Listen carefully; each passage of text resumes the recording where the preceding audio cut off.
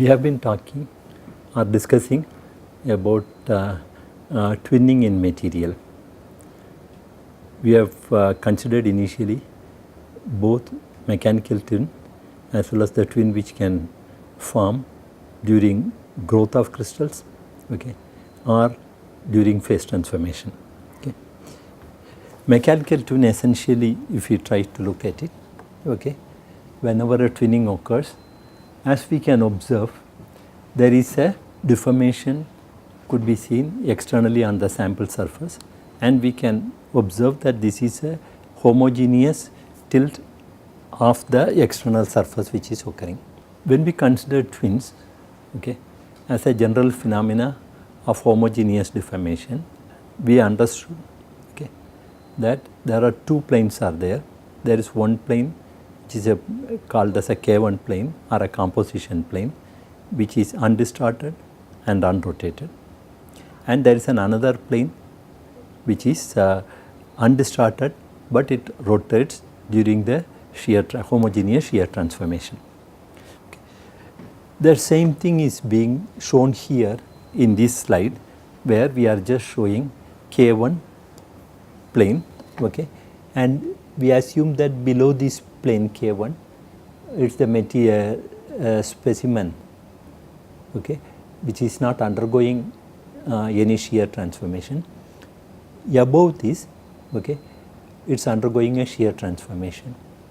The shear vector, how we can calculate is, if S is the shear vector, which we can find out, because if we know that vector which has rotated, okay, but not deformed, okay, what is the magnitude of this vector divided by 2 times this height, okay, that will be giving the magnitude of the shear vector. Okay. If you know the shear vector, okay, then the displacement which is taking place at every point at a particular height from the composition plane, we can calculate it using this formula. Okay. What is important to know is only these 4 quantities: K1, K2, eta 1 and eta 2. Okay. In addition to it, there is a plane which we call S, that plane is called as the plane of shear. So, the shear essentially, this is the shear vector, okay. The shear is taking place in this direction, and the plane normal to the K1 plane, okay. These two vectors lying on a plane, that is called as the shear plane. So, all the shear which we are measuring it is in this, this is a vector which is initially in the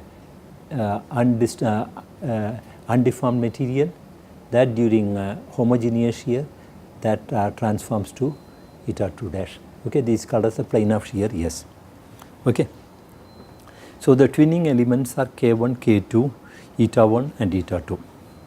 That question is that, has these planes have to be rational, because normally whenever we consider planes, we consider low index planes, correct?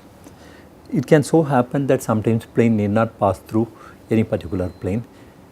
For example, what can happen is that 111 or 112, these are all rational planes.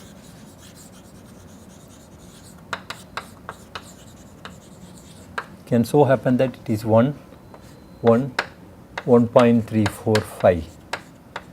If this is the sort of a vector which we get it, these planes we call it as irrational planes. Okay, that means that that plane may be it will be a high index plane. Whenever we do microscopy, when you work on stereogram, then you get exactly that planes, which quite often turns out to be non-integer. Okay, that in my while doing microscopy not during microscopy, after doing microscopy, when we do an analysis of the diffraction pattern, and then we try to superimpose them on the image, okay, to find out the directions, then we find that quite often sometimes the planes will not be a rational plane. Okay. There is some material specific means it can be. It can happen in all materials. All materials, these things are very common. Okay. Even in twinning, there are many cases where you can find that the planes are irrational. Okay. Now coming back to the subject. Okay. So K1, K2, eta 1, eta 2. Okay. They can be rational or they can be irrational. Okay.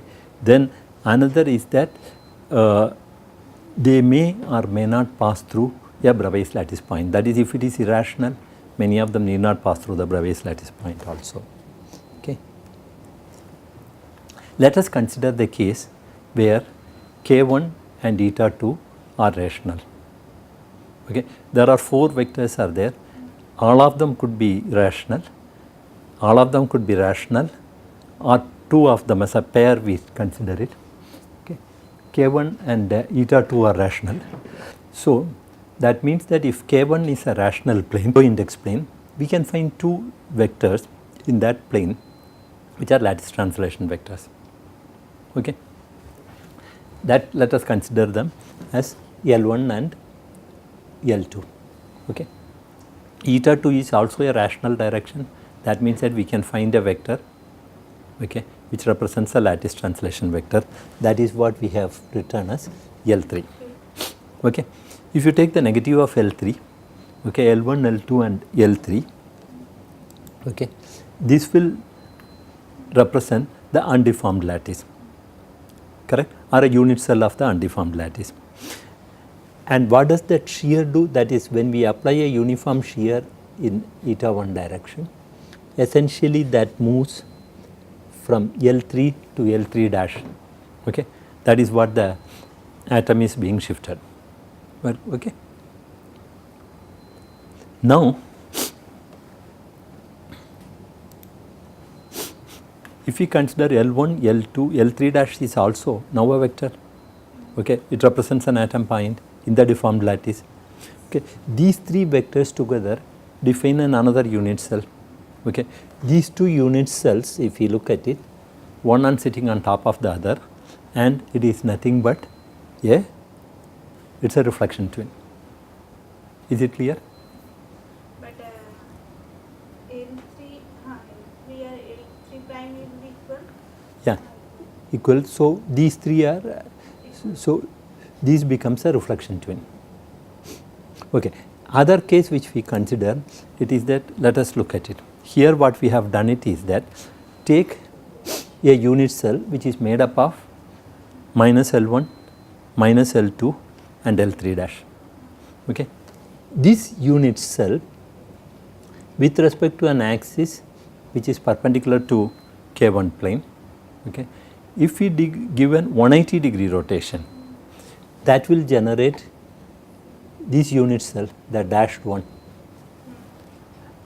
That means that these are related by rotation. So there are 2 ways in which this twin could be generated. That is, one is a reflection and another is an 180 degree rotation about an axis perpendicular to K1 plane. Okay. These types of twins are called as type 1 twins. This is a nomenclature which is used. Okay. Or they are called as reflection twins, there is one, or normal twins. There are many ways in which, because normal twins means that they are related by 180 degree rotation around an axis normal to the K1 plane. Okay. Reflection twins, why they are calling it is because across the K1 plane there is a reflection is there. Right. Here what we have done is we have assumed that K1 and eta 2 are rational. Now let us consider the case K2 and eta 1 are rational. Okay. Here what I had shown is the projection of the various planes. Okay. This is K1 plane. Okay. Eta 1 is the shear direction in the K1 plane. Okay. Assume that the and L1, okay, and L2 are 2 vectors like the way we considered earlier. Okay. When K2 is a rational plane, we can find some 2 unit vectors in the K1 and K2 plane. Okay. small, not unit, small vectors, lattice translation vectors. Okay. These two vectors, okay, may represent a primitive lattice or they need not. Okay. And another thing also which we have to consider it is that it is easy to find only when that K2 plane is a rational plane or K1 plane is a rational plane. Okay. These vectors are, because otherwise the vectors will be at a very long, will have a very large magnitude. Okay. We have two vectors L1 and L2. Okay. If we take these two vectors by a shear, what essentially happens, L1 transforms to L1 dash, okay, L2, okay, by the application of the shear transforms to L2 dash, correct. In the sheared lattice, this will be the position of the vectors, right. L1 and L2, if we consider it, the minus of L1 and minus of L2, and L3 is a, since eta 1 is a rational direction, there can be a lattice translation vector in that direction which is L3. Okay. Minus L1, minus L2 and L3 now represents, okay, a unit cell, correct, in the unsheared lattice. Now if we consider to this unit cell, if we give a rotation by 180 degree around eta 1 direction, then L1 will become L1 dash, minus L1 become L1 dash, minus L2 become L2 dash, L3 dash remain, okay, by 180. So essentially this is another type of a twin which is occurring. Okay. This twin is generated, though we are applying shear, crystallographically when we consider it, this is like the bottom half, okay, around the composition plane in the direction of the shear. If you give an 180 degree rotation, you can generate the other part of the crystal. Okay. These twins are called as rotation twins or parallel twins. Okay. Or the other is this called as a type 2 twins, because the parallel twins, all these notations are used by mineralogists. Okay. Crystallographically this is called type 1, type 2. Okay. There are some further subdivisions are there which we will not go into. Okay.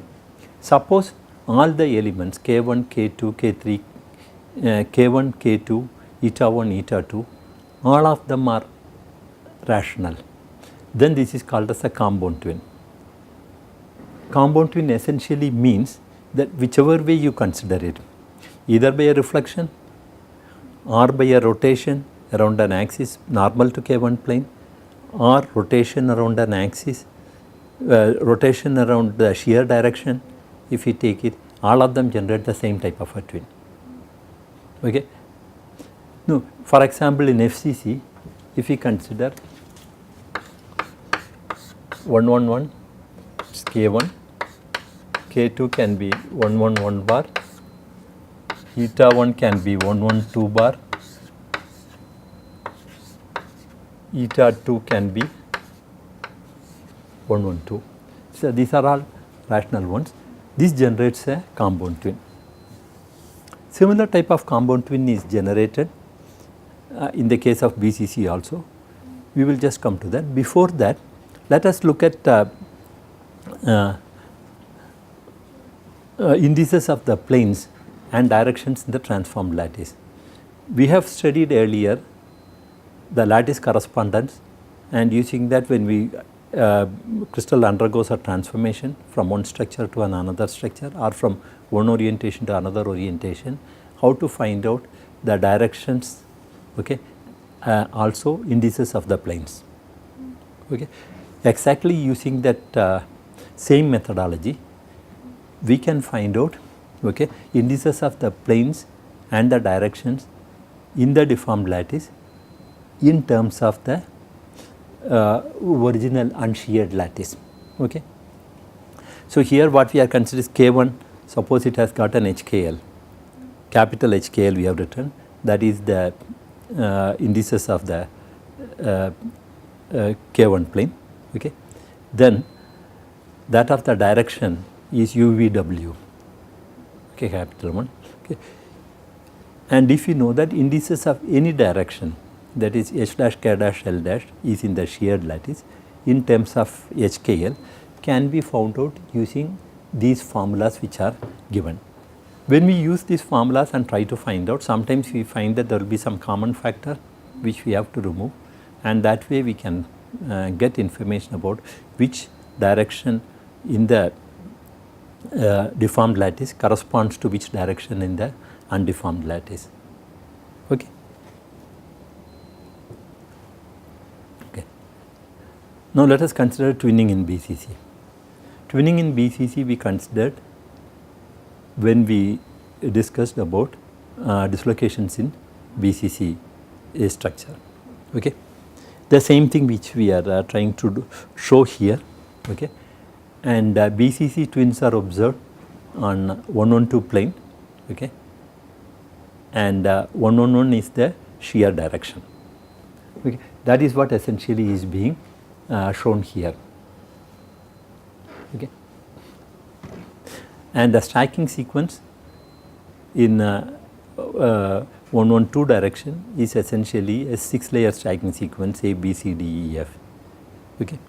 Here by a movement of A by 6, 111 partial, okay, on every plane, it can change the stacking sequence from A, B, C, D, E, F to E, F, D, C, B, A. Okay. That way a twin could be generated. What is the twinning shear which is required in this case? That one can calculate, which I had mentioned earlier, that if you know the length of the vector, okay, which has rotated from undeformed lattice to the deformed lattice, okay, that is one which has undergone rotation.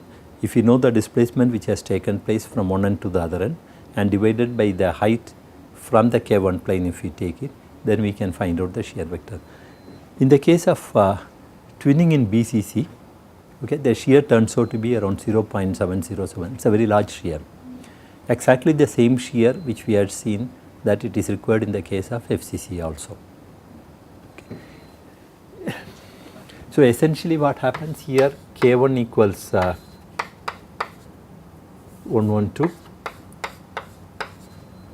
K2 equals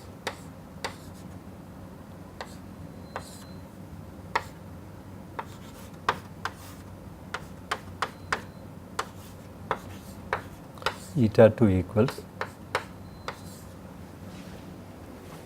if you look at the indices, they are just reversed between the planes and direction, between this is for a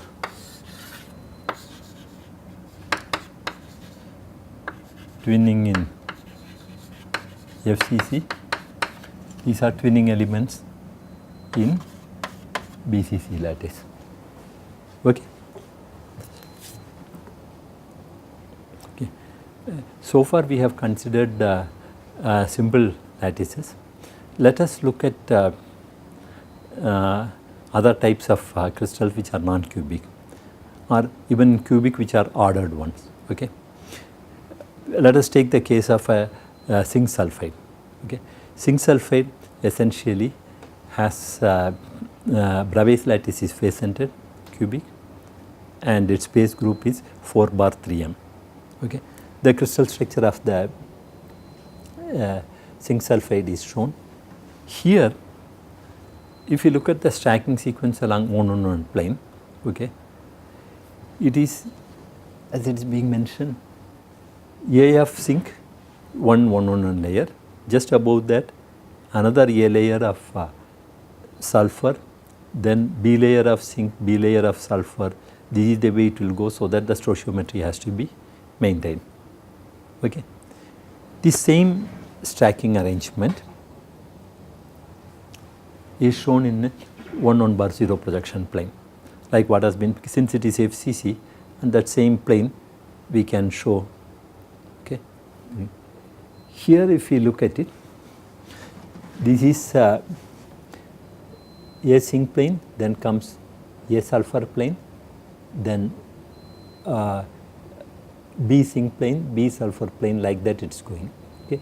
Here what is being shown is that we are showing a projection of part of this undeformed lattice into the deformed region. Okay. And the shear is from here to here in this direction. So, the shear what it does it is that it moves all the atoms from here to here, okay, in the next layer B layer, and this is also being B layer of sulfur is also being moved from here to here, like that they are moved. That way this is the sort of a structure which it forms. If you look at this structure, that is the homogeneous shear has occurred, okay, along the eta 1 direction, okay, and that is what has led to this deformed crystal structure in another orientation.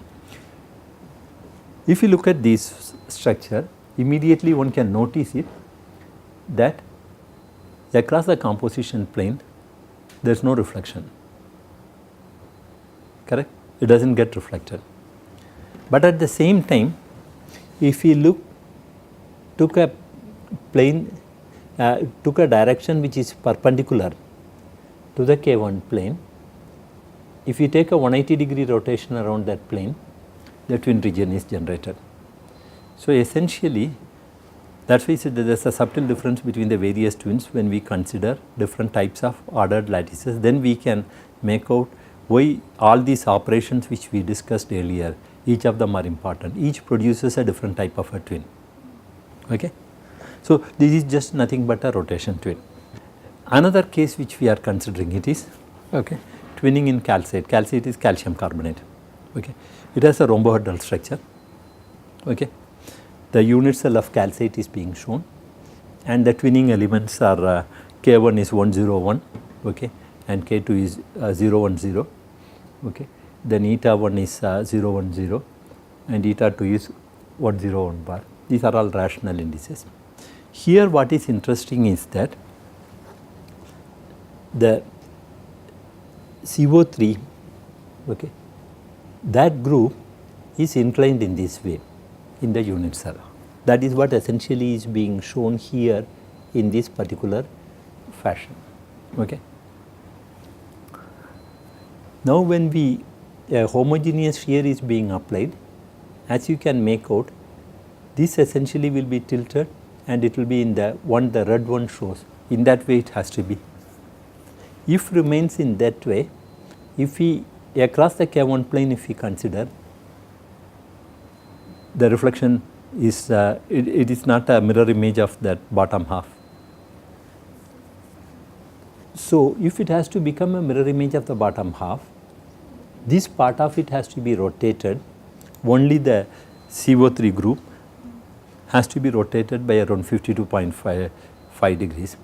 Okay. That is from the crystallography which we consider, if such a rotation is not given, okay, the twin region cannot be observed. But twinning is being observed in the material, it is a reflection twin, it appears, right.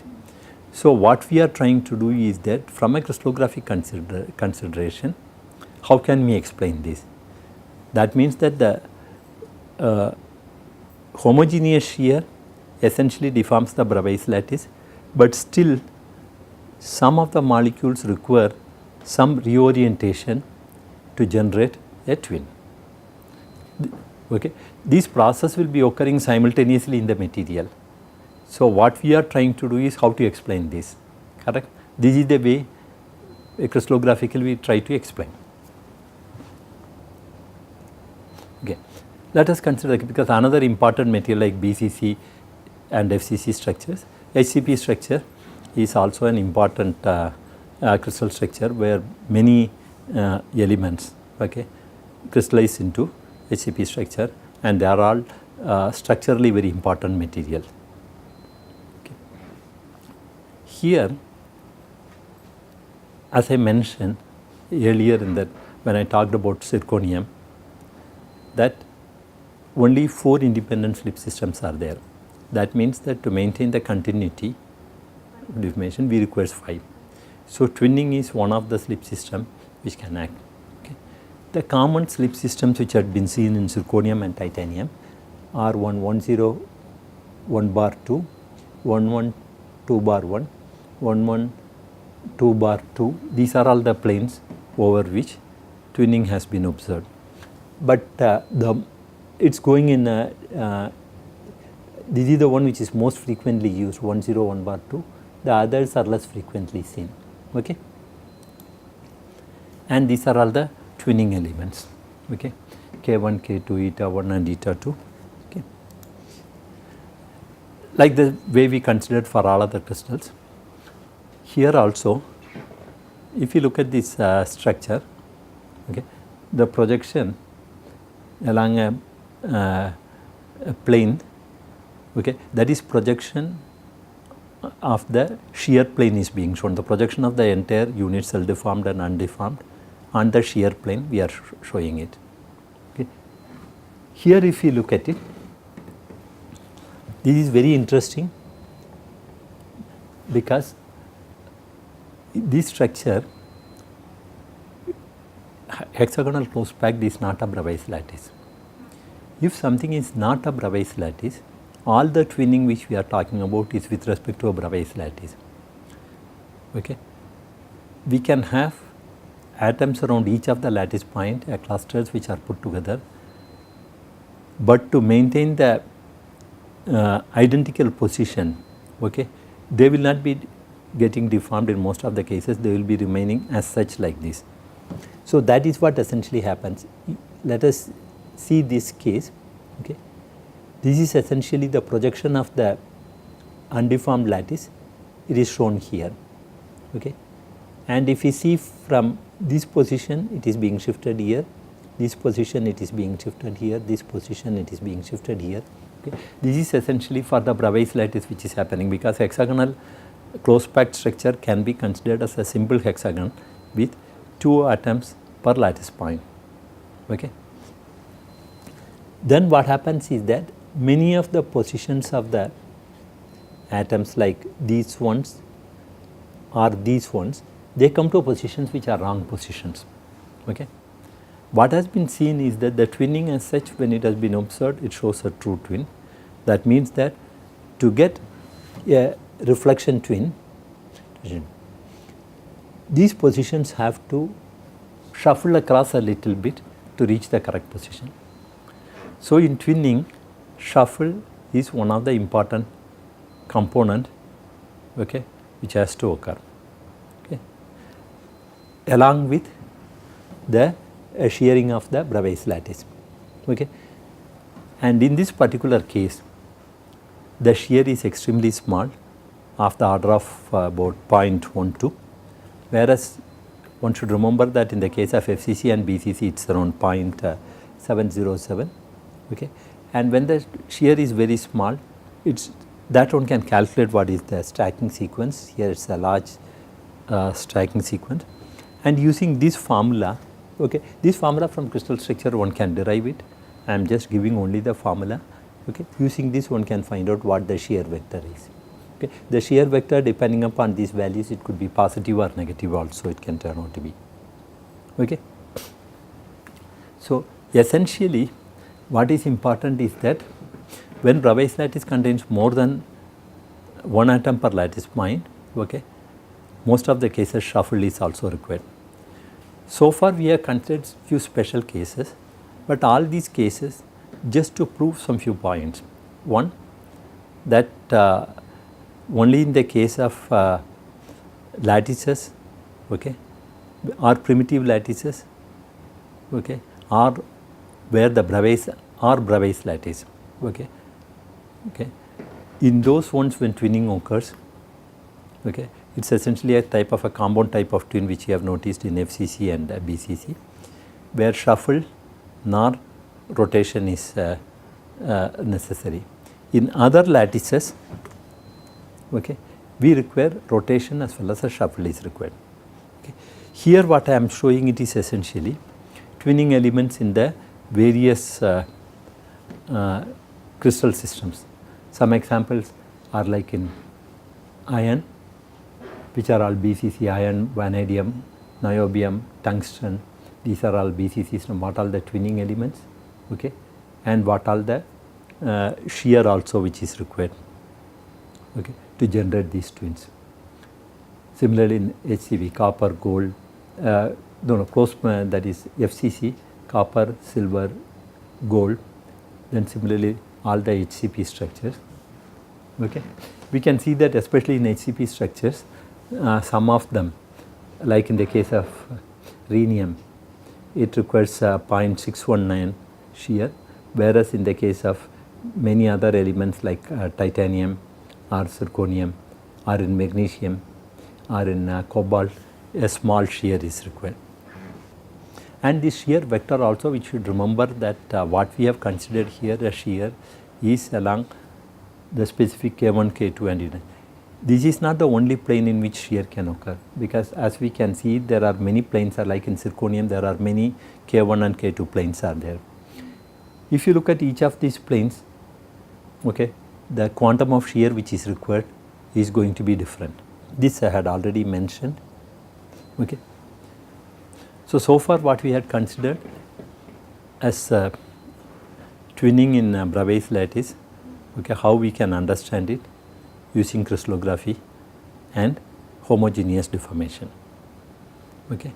When this sort of shearing process leads to orientation of another orientation of the crystal, okay, they are essentially related by either reflection, rotation or inversion. Okay. Quite often these shear transformations can be considered as not only just shear but also shuffle or rotation of some positions are required. Okay. So far as truly crystallography is concerned, we have never looked at how the nuclei of the twin form, how it propagates, correct? Let us look at the twin nucleation itself. Okay. Generally, since the shear is very high, which is for twinning, okay, generally when the twins form, they form as very thin plate and propagate. This interface between the twin region, this is twin, this is the matrix, okay, this is either the composition plane or the twinning plane, and generally this is called as a coherent plane. Okay, it's a highly coherent plane, and the energy, the twin boundary energy is extremely small for these planes. Okay. But as this twin has to propagate into the material, the head of this twin, there's a lot, it's a shear is very high shear which it has to accommodate. Correct? That means that this shear can generate plastic deformation, or that same plastic deformation accommodated by this shear can be accommodated by generating dislocations ahead of the twin tip. And not only that, generally in such cases this tip will always turn out to be essentially a tapered one. Okay. So that is what essentially is being shown. In this specific case, if you consider it, we have a, if you look at the surface of this one, when we apply a stress from here, this much region has essentially started deforming, and it's like a tapered one, okay, that propagates. Okay. When if we know the height of this twin layer which has formed, okay, and from that height to the tip, what is the distance, we can calculate, okay, how many dislocations which have to be generated to accommodate this strain corresponding to the twin. Okay. That is what essentially has been done, and also that when these dislocations are generated, what will be the stress which will be corresponding to that much number of dislocations are generated, and if they move, okay, what is the stress ahead of that on the first dislocation. That is what we are trying to calculate here. This is exactly what is being shown here. If you see that the region which is getting sheared, there are a lot of dislocations which are being generated. Okay. This can essentially happen, or it can happen that instead okay, twins could be generated over the entire region, that is like what is being shown here. Here, here, here, dislocations are generated, okay, at this like a small stub which forms, okay, so that all these planes could be, region in between could be a coherent twin boundary, so that the energy of the boundary is reduced. Okay. In BCC, what has been seen is that, okay, the perfect dislocations of the type A/2 1-on-1s are punched out, okay, and then when they are punching out, okay, this reaction which we have considered earlier, okay, when one dislocation is being punched out, that another dislocation with a sign which is negative of that, if it is there, that can be A/6 1-on-2, A/6 1-on-1 type, okay. So essentially we can write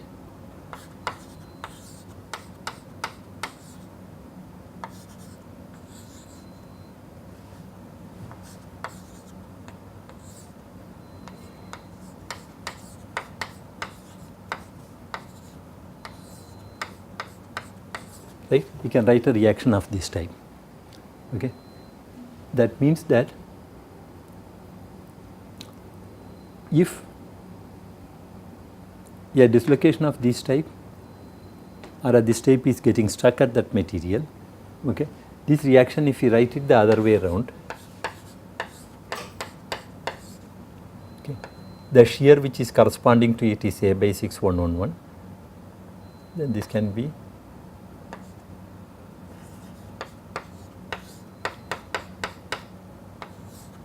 correct. This gives rise to A/6. This is the shear which is required on every layer to generate a twin in BCC. Okay. So what we are doing it is that a perfect dislocation plus another dislocation of this type. This dislocation can get stuck at the interface, and this dislocation can be generated. In fact, it has been seen that because in BCC, okay, dislocations of this type partials are not generated, okay, that has not been observed, okay, only perfect dislocations are seen. But it can be, those dislocations can be generated as a result of this sort of a reaction where some dislocations are getting stuck at the interface, okay. That is what I had mentioned, that every third dislocation splits into a perfect dislocation and a partial. The perfect dislocation glides, okay, carrying the shear macroscopically, but not the twinning lattice, okay. But because of this, long range stresses which are introduced are relieved, okay, by the movement of these dislocations. Okay. Here what I am showing it is essentially in a titanium aluminum alloy.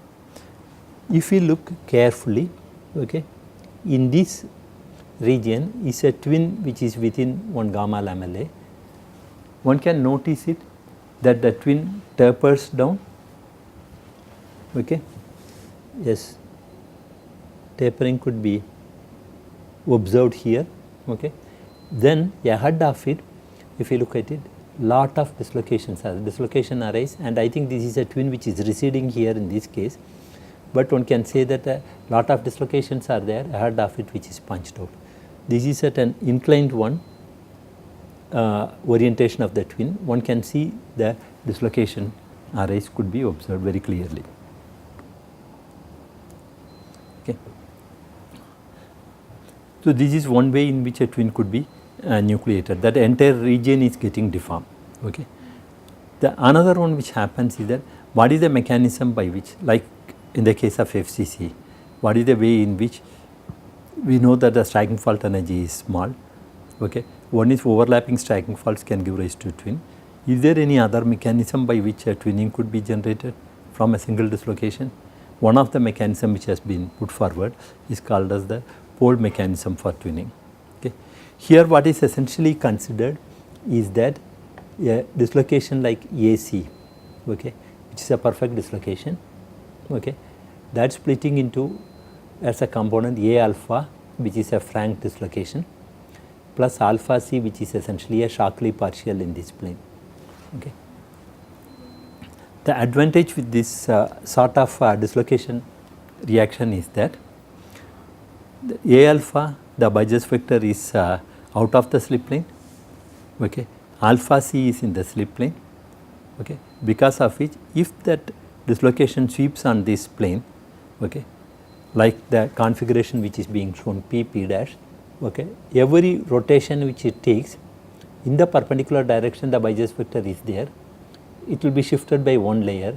So, it will be generating stacking fault on every layer. That is how a twin, that way we can consider that twin is generated in FCC material, correct? That is here, otherwise every layer twin has to be generated, that is every layer a partial has to be generated, okay, whose propagation generates a overlapping faults, which gives rise to twin. That is one mechanism. Is there, what we are looking at is there another mechanism by which a single dislocation which is there, that itself can generate fault on every layer. This is one mechanism by which it could occur. Okay. Then in addition to it, there are other types of twins which are there, which are called as elastic twins.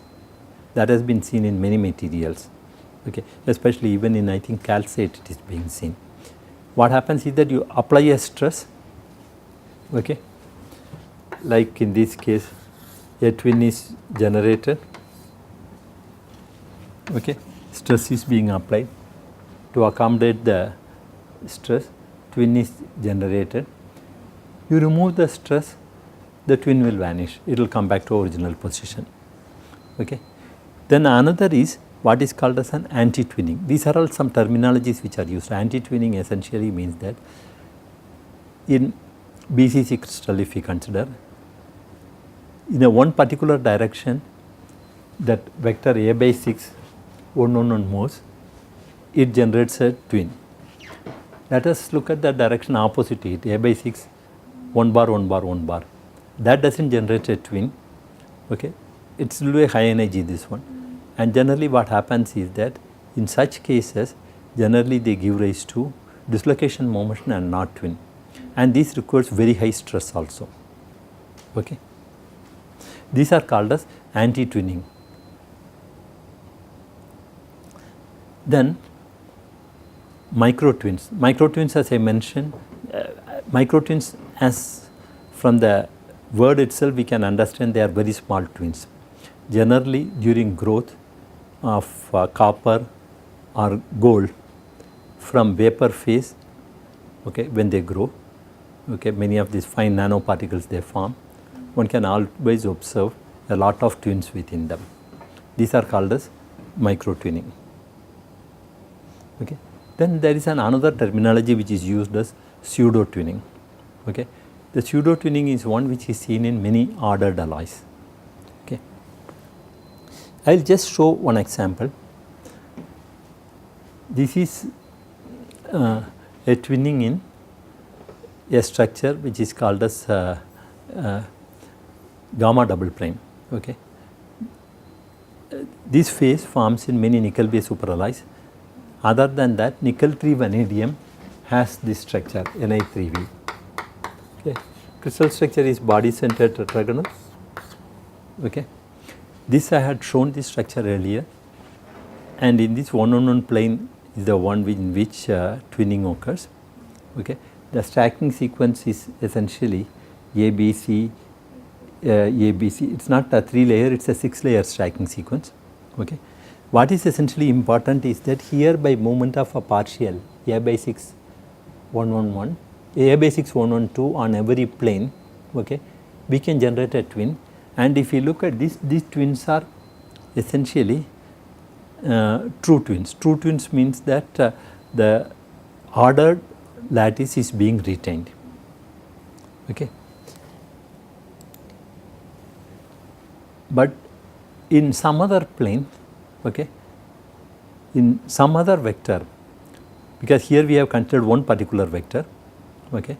In another direction, okay, because if we consider one plane, okay, we can have the partials for 2